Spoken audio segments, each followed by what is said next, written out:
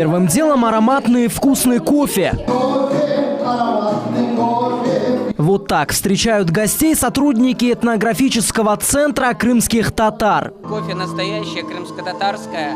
Это на самом деле такое глубинное понимание гостеприимства. Начинался сам ритуал принятия гостей с кофепития. Мы знаем, что кофе – это тонизирующий напиток. И все направлено было на то, чтобы улучшить настроение гостя. Горячие чебуреки, сарма, долма, янтыки и другие национальные блюда. Сегодня на дегустацию приехали сотрудники министерств, директора региональных телеканалов, спикеры, депутаты Госдумы. Мне больше всего понравились маленькие пельменчики. Очень вкусное. Ну и, конечно, все кофе. Кофе бесподобный.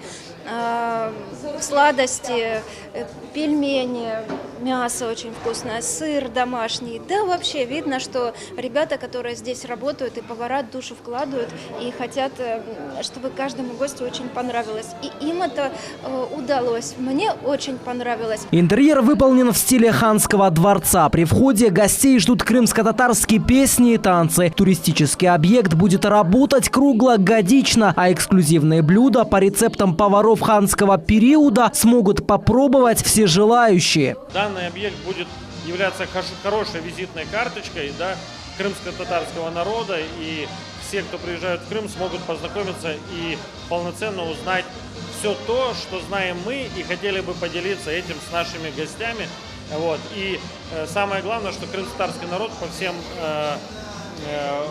уже исторически так сложилось, что это очень гостеприимный народ, да, и свое гостеприимство как главную такую вот фишку народную, ее нужно показывать, ее нужно демонстрировать и давать возможность людям ее почувствовать. Главной изюминкой заведения – это экспозиция старинной утвари. Под одним музейным пространством собрались и частные коллекции со всего Крыма.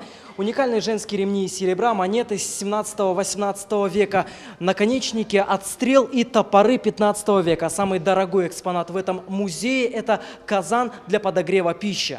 Заведение в один день одновременно сможет принимать 400 человек. Сочетание гастрономии, культуры, музыки вот в такой небольшой компактной программе точно будет затребовано и у туристов, я уверен, и у жителей Крыма. Научиться гончарному ремеслу можно у опытного мастера Айдера Абибулаева. Сегодня он делает кувшины из крымской глины. В дальнейшем планирует открыть школу мастеров.